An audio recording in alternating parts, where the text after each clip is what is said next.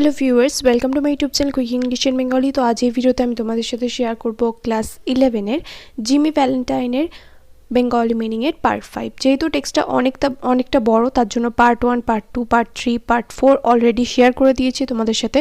যারা দেখোনি এর আগের পার্টগুলো, এই ভিডিও ডিসক্রিপশন বক্সে আমি লিঙ্ক দিয়ে দেবো, তোমরা চাইলে ওখান থেকে চেক করে নিতে পারো। তো চলো আজকে আমরা পার্ট 5টা শুরু করি। তো এর আগের পার্ট 4-এ আমরা কি দেখলাম, যে জিমি তার যে বাগলারির যে টুলস সেটা তার এক বন্ধুকে দিতে চায় এবং সেই বন্ধুর নাম হচ্ছে বিলি। সেই বন্ধুকে চিঠি লিখে জানিয়েছে যে সিভিলিয়ানের ডেরায় আসতে, যেটা কোথায় অবস্থিত, লিটল রকে অবস্থিত, সেখানে আসতে বলেছে বুধবার রাত 9টার সময়। তো এই চিঠিটা লেখার পর কি হচ্ছে এবার দেখো। On the Monday night after Jimmy wrote this letter, Ben Price jogged unobtrusively into Elmore in a livery buggy. এখানে একটা ওয়ার্ড রয়েছে দেখো, unobtrusively।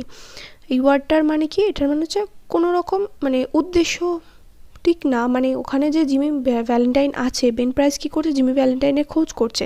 তো জিমি ভ্যালেন্টাইনের যে ওখানে আছে সেটাও জানতো না, মানে জাস্ট শহর ঘোরার জন্য ওখানে ও এসেছিল।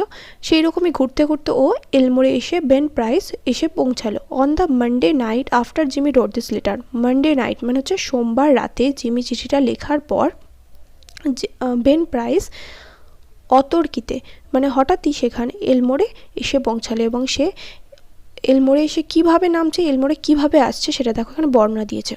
ও যেরকম জিমি ভ্যালেন্টাইন এসেছিলো ঘোড়ার গাড়ি করে, সেরকম বেন প্রাইসও কিন্তু ঘোড়ার গাড়ি করে আসছে।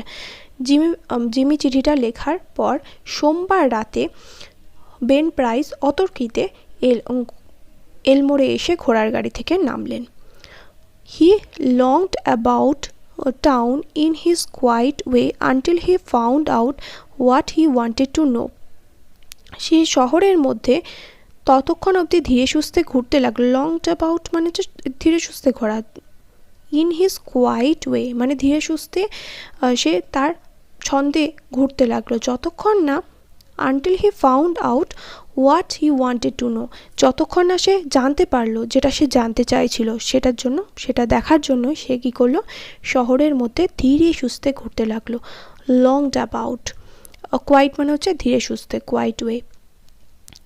From the drugstore across the street from Spencer's shoe store, he got a good look at Ralph D. Spencer.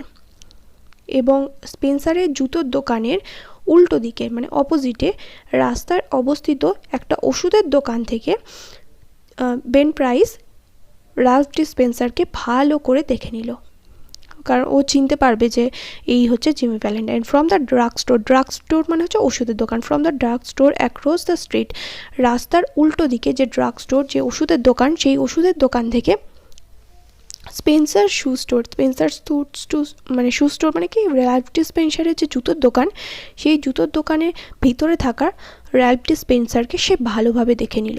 Going to marry the banker's daughter, are you Jimmy? তাহলে জিমি, তুমি এখন ব্যাংকের যে মালিক তার মেয়েকে বিয়ে করতে চলেছ। Said Ben to himself, Ben নিজেকে বলল। এটা কিন্তু জিমি ভ্যালেন্টাইনকে বলছে না, জিমি ভ্যালেন্টাইন কিন্তু জানে না যে বেন প্রাইস ওখানে চলে এসেছে।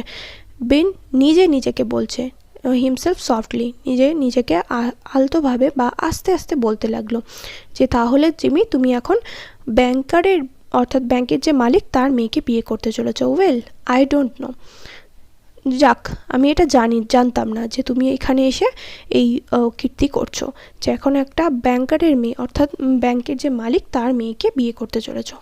The next morning Jimmy took breakfast at the Adams মানে হচ্ছে অ্যাডামস পরিবারের সাথে। পরের দিন সকালে জিমি প্রাতরাশ খেলো। He was going to Little Rock that day to order his wedding suit and buy something nice for Annabel. He was going to Little Rock, সে লিটল রকে যাচ্ছিল সেই দিন, দ্যাট ডে সেই দিন লিটল রকে যাবে কি করতে, তার ওয়েডিং শ্যুট মানে বিয়ের যে পোশাক, সেই বিয়ের স্যুটটা অর্ডার দিতে বা বিয়ের স্যুটের বায়না করতে, মানে অর্ডার দিয়ে আসবে এবং সেই জিনিসটা নির্দিষ্ট সময়ের মধ্যে যাতে বানিয়ে দেয়, সে যাতে ফিট হয় তার জন্য সেই লিটল রকে যাবে। And buy something nice for Annabel, এবং অ্যানাবেলের জন্য কিছু একটা সুন্দর জিনিস কিনে নিয়ে আসবে। That would be the first time he had left town since he came to Elmore. এলমোরে আসার পর থেকে এটাই হলো প্রথমবার যখন সে শহরের বাইরে যাচ্ছে। It had been more than a year now since those last professional jobs, and he thought he could safely venture out. তার শেষ যে চুরিটা করেছিল, মানে তার শেষ যে জীবিকাটা ছিল, সেই জীবিকার পর 1 বছরের বেশি হয়ে গেছে, তাই সে ভেবেছিল যে সে সুরক্ষিতভাবে শহরের বাইরে যেতে পারবে, মানে বাইরে বেরোলে পুলিশ আর তাকে সেরমভাবে চিনতে পারবে না যে এই হলো সেই দাগি আসামি, যে সেই দাগি চোর জিমি ভ্যালেন্টাইন, সেটা চিনতে পারবে না, সেটা সে ভেবেছিল। After breakfast, quite a family party went downtown together. Mr. Adams, Annabel, Jimmy, and Annabel's married sister and her 2 little girls aged 5 and 9. Breakfast মানে এর আগেই বললাম প্রাতরাশ খাওয়ার পর, অর্থাৎ সকালের খাবার খাওয়ার পর পুরো পরিবার একসাথে শহরের যে কেন্দ্রভূমি সেখানে নেমে এলো। মিস্টার অ্যাডামস এবং তাদের মধ্যে কারা ছিল? মিস্টার অ্যাডামস ছিল, অ্যানাবেল মানে অ্যানাবেলের যে বাবা তার নাম হচ্ছে mister Adams, Jimmy Annabel's married sister, অ্যানাবেলের বিবাহিত দিদি বা বোন, অ্যান্ড হার 2 লিটল গার্লস এবং তার দুটো ছোট মেয়ে, এজেড 5 and 9, যার মধ্যে একজনের বয়স 5 বছর এবং একজনের বয়স 9 বছর। তারা সবাই মিলে একসাথে শহরে নেমে এলো। They came by the hotel where Jimmy still boarded, and he ran up to his room and brought along his suitcase. They came by the hotel মানে তারা সেই হোটেলটার সামনে এসে পৌঁছালো যে হোটেলে জিমি এখনও অবধি ভাড়া রয়েছে, মানে যেই হোটেলে এখনও অবধি জিমি রয়েছে সেই হোটেলের সামনে এলো। And he ran up to his room and brought along his suitcase, এবং সে দৌড়ে গিয়ে তার ঘরে গেল এবং সেখান থেকে তার সুটকেসটা নিয়ে আসলো। Then he went on to the bank, তারপর সে ব্যাঙ্কে গেল। There stood Jimmy's horse and buggy and Dolf Gibson who was going to drive him over to the rail station. সেখানে জিমির ঘোড়া এবং ঘোড়ার গাড়ির চালক ডলফ গিবসন দাঁড়িয়েছিল, যে তাকে ঘোড়ার গাড়ি চালিয়ে রেল স্টেশন অবধি নিয়ে যাবে।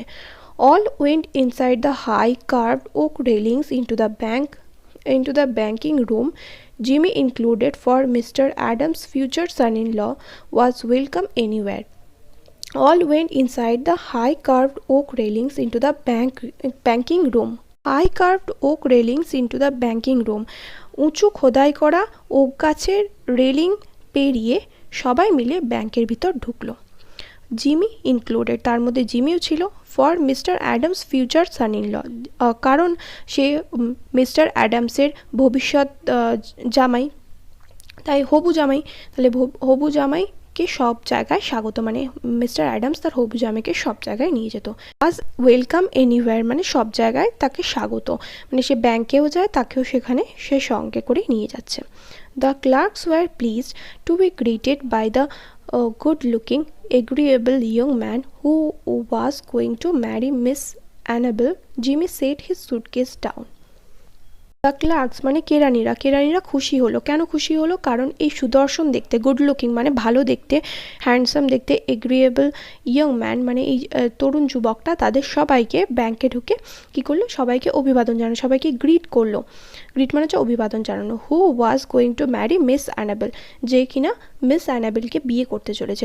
Jimmy set his suitcase down, Jimmy তার সুটকেসটা নামিয়ে রাখলো। Annabel whose heart was bubbling with happiness and lively youth put on Jimmy's hat and picked up his suitcase. Annabel, whose heart was bubbling with happiness, মানে যার হৃদয় খুশিতে ডগমগ করছিল বা যার মন আনন্দে ছটফট করছিল। লাইভলি ইউথ, এবং লাইভলি ইউথ মানে সে খুব সুন্দর, মানে ইউথ মানে হচ্ছে যৌবন এবং তার প্রাণবন্ত যৌবন। পুট অন জিমিস হ্যাট, সে জিমির টুপিটা পরে নিল। And picked up the suitcase, এবং সুটকেসটা তুলে নিল। Wouldn't I make a nice drummer said Annabel, আমি কি ভালো ড্রাম বাদক, ড্রামার মানে হচ্ছে ড্রাম বাদক, যে ড্রামস বাজায়, সেই ড্রাম বাদক কি হতে পারবো না? অ্যানাবেল বলল। My Ralph how heavy it is, my Ralph মানে বলছে এখানে আমার র্যাল্ফ মানে র্যাল্ফ ডিসপেন্সারের কথা বলছে, অর্থাৎ যার নাম হচ্ছে, যে ছদ্মবেশে রয়েছে জিমি ভ্যালেন্টাইন, তো তাকে জিজ্ঞাসা করছে যে হাউ হেভি ইট ইজ, মানে সুটকেসটা কি ভারী। Feels like it was full of gold bricks, যেন মনে হচ্ছে এর ভিতরে সোনার ইট ভর্তি রয়েছে। Lot of nickel plated shoe horns in there, এর ভিতরে নিকেল প্লেটেড মানে নিকেলের পাত্তি মোড়া, আবার গোল্ড প্লেটেড জুয়েলারি বলি না, মানে সোনার মতো দেখতে, সেই রকমই নিকেলের মতো দেখতে অনেকগুলো জুতোর হর্ন এর ভিতরে রয়েছে। সেই জিমি কুললি, জিমি শান্তভাবে বলল। That I am going to return, এটা আমি ফেরত দিতে যাচ্ছি। Thought I would save express charges by taking them up, আমি ভেবেছিলাম যে ওগুলোকে সঙ্গে করে নিয়ে গেলে খরচটা বেঁচে যাবে, মানে আমি তো যাচ্ছি লিটল রক্সে, আমি এগুলোকে ফেরত দেবো, তাহলে আমি ভেবেছিলাম যে এগুলো যদি আমি কোনো লোককে না পাঠিয়ে নিজে যদি আমি একা সঙ্গে করে নিয়ে যাই তাহলে সেই খরচটা বেঁচে যাবে, যাতায়াতের খরচাটা বেঁচে যাবে। আই অ্যাম গেটিং অফুলি ইকোনমিক্যাল মানে হচ্ছে মানে যে হিসাব করে চলে, অফুলি ইকোনমিক্যাল মানে আমি খুব এখন দিন দিন হিসেবই হয়ে পড়ছি। তো এত অবধি তোমাদের পার্ট 5 থাক, পার্ট 6-এ কী হচ্ছে পরের ভিডিওতে দেখবো। দেখা হবে নেক্সট ভিডিওতে, টিল দেন বাই।